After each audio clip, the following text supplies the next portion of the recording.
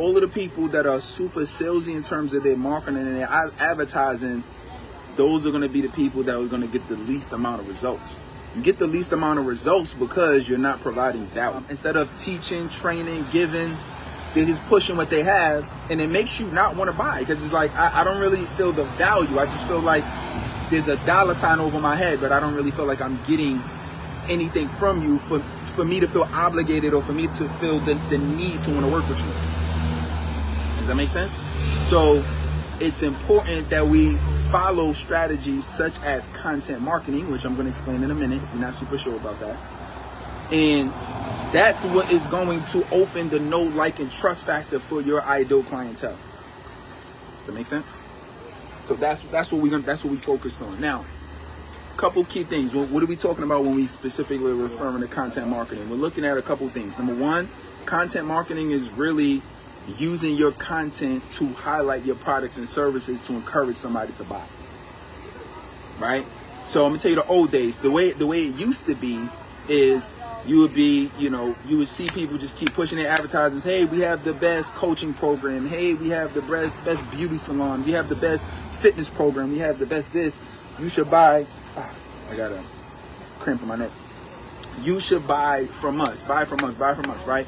And it was like super, super in your face. And there's appropriate times and places for that. I don't want to be doing all these things. However, which changed over the years as content started to become more prevalent online, which changed over the years, is that people want to learn from people, or they want to buy from people that feel like they have the expertise in it. Think about that. When you go to a doctor, let's say if you got to get surgery, don't you want to go to the best surgeon? Right? If you got an accountant, don't you want to work with the best accountant? We want to work with the people that are the best in what they do. So then the question becomes, well, how do we know who's great at what they do? It's because they demonstrate that they're the best at what they do. They demonstrate that they're great at what they do. So that's why online, when you're putting out content, you want to demonstrate that you are the best at what you do, or you demonstrate that you're an expert in it, because that makes people know, like, and trust you even more and say, you know what, I know when I go to this person, I want to go to get a result. They haven't mastered human psychology and or copywriting to an effect to where people will view them or perceive them as an authority. So what does this look like? You could be person A that's just talking and training, or you could be person B that thinks about, if I include testimonials, people will view me in a certain way. They'll view me more of an expert. If I really touch on the problems, if I touch on the pain points, if I'm seen, or if I'm associated with authoritative figures or other influencers or other celebrities, that has an effect on my brand perception. That has an effect on whether people feel the need to want to work with me even more. Wow, he's associated with this, that, and the third. How often are they seeing me? That's why consistency in content is important, right? All of this is content marketing. It's being able to explain things in a way that people can understand it, right? A lot of times you see people that they might know a lot about what they have, but they're not good at content marketing. So how can you be an expert and not be good at content marketing? Is because marketing is you're evoking a response from somebody. Your people are understanding who you are. They understand who your brand is. They're understanding that you're the authority. And if you're using all of these big terms and they call it jargon, if you're using this niche jargon because you're in a certain field, but the people outside of that field don't understand what you're talking about, and your goal is to attract a mass audience, then what you're doing is you're alienating the people who could potentially do business with you. So, but that doesn't mean you're not any less knowledgeable than who you are. You have the knowledge. That your challenge is you can't communicate it in a way through your content to make somebody interested. Does that make sense? So it's our job to focus on putting out the best content possible, but also understanding that it's very important to understand the human psychology and introduce that in your content to make people more interested. So anytime I'm doing content marketing, I'm looking at not just teaching and training, but I'm looking at, okay, cool, how can I highlight stories? How can I tell more about myself? How can I give testimonials? How can I give case studies? How can I give real life examples of celebrities or influencers or businesses that has leveraged the strategies of what I just said to make them more to make it more believable? You feel what I'm saying? And when you do these things, how can I show myself teaching or training or helping other people? It's one thing to do a lot of these videos, but nobody ever see you with anybody. They never see you teaching anybody. They never see you coaching anybody.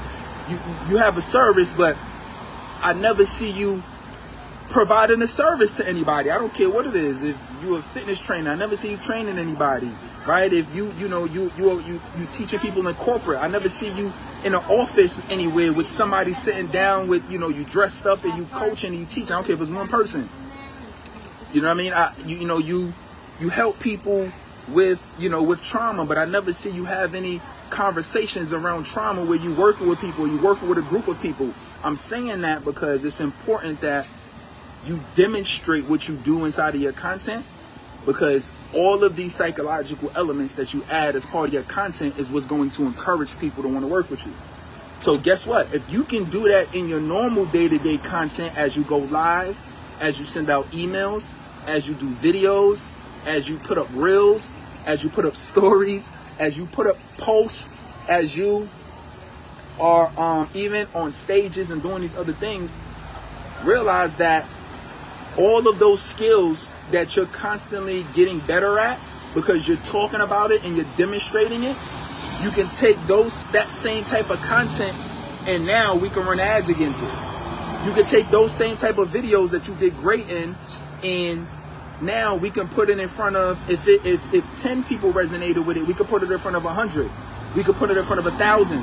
We could put it in front of 10,000, 100,000 people. I mean, my content has been seen millions of times online, and I'm not even counting organic. I just got a post on Instagram that went viral, and it got over, 2, and it wasn't even my post. I basically shared somebody else's post, and but that alone got over, I know by now over 1 million. By the time I think I showed it before, it was like 1.3 million or something like that views. But it basically has, got a lot of views, and but it's these, but if it works organically, it's definitely going to work from an advertising perspective. But you got to think about these things. So this is going to be my challenge to you. And you don't have to be a thought leader. You don't have to be, a coach or a speaker. Whatever product or service that you have online, you can do content marketing. And you can show different types of content that showcases your products and your services in a way that other people will be interested in wanting to buy it, wanting to be a part of it, wanting to get access to it without you directly saying, buy from me, buy from me, buy from me.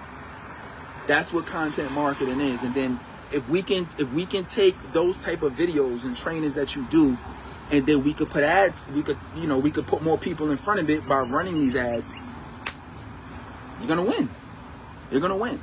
You know what I mean? Because any one of my trainings, I mean, if you watching this, any one of my trainings, I could take any one of these and I can run ads to it, right? If I wanted to attract people who, let's say want to run at, if I want to attract doctors or whoever, right? Specific market or anybody, guess what? Because I provide this content, and because I'm always getting better at it, and because I understand psychology and I interweave that in my content, I know my content is good. So when we run ads against it, I know it's going to perform. All right. So my challenge to you is this: continue putting out content. If you're not putting out content, put it out. But when you do, especially when you're on video, especially when you're live, especially when you're providing value in the way that we're doing it right now, I want you to be mindful of adding certain psychological elements to make people interested in your products and services without you directly having to ask. And that's what the key is. And you could do that with certain phrases like, I was working with a client the other day. Okay, I know he got clients. I know she got clients. You could say that with, one of my clients just got a major win. You could talk about wins. Okay, his clients is winning, right? You know what? I was just with E.T. the hip hop preacher the other day. Okay, I know he hang around authority. You know what I'm saying? Or I was just with Bobby Shmurda at a dinner. oh shit, he knows. You know what I'm saying? You feel what I'm saying? It's like, it's certain elements and certain things that you're going to include. You know, talk about the problems. Okay, he understands me. Talk about the goals. Okay, he knows well, or she knows where I want to go. You feel what I'm saying? But but you gotta be conscious about it though. Especially, I mean, now it's like automatic that I can do it, but you gotta be conscious. So I'll leave you with this last thing right here. If you want to know, well, what are the psychological elements that I can include as part of my content marketing strategy?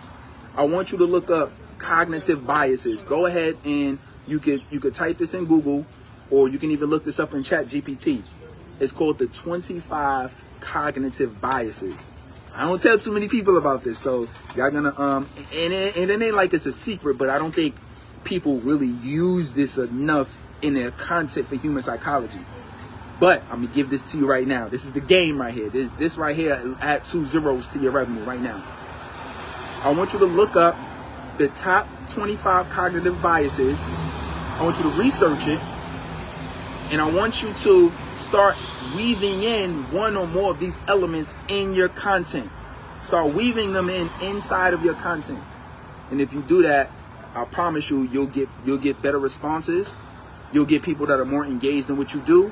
And then if you have a conversation with me, we can run some ads for you to those pieces of content that's going to attract more people into your world, so you can get leads, you can transform lives, and you can be able to generate the revenue you want to generate. All right, and then maybe you go full time one day. We'll see. All right, but continue to be great. Follow this, and share this with somebody. You know what I mean? Like share this. Like I'm doing this free. A lot of people say, "Yo, you could be charging for this. Why you don't charge for this?" I'm doing it because I want more people to see it. So this is free. I ain't charging you for it. But the only charge for you is to share this with any other entrepreneur that you know that could use this content. That's the only thing that I ask. All right? And if you do that, we're going to be able to change a lot of lives when it comes to business and people doing what they love.